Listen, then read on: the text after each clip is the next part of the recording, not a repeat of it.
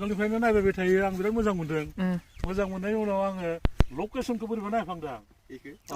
टावारखौ नायफ्लांदों लकेसनखौ नायनानै नंगौना नङा सानबाय थादों ओमफ्राय बहुदथा लकेसनखौ नायनानै आंनि माबायाव दखानखौबो नायबाय आं दखानाबो बेनो थार आं बहुदबा थांलाय फैलाय जाबाय थादों ओमफ्राय दिनै आं न'निफ्राय फैना सानबोबाय थादों आरो जे दिनै आङो बे दखानाव हाबथारगोन आं नंगौना नङा हाबनानै सोंथारगोन आं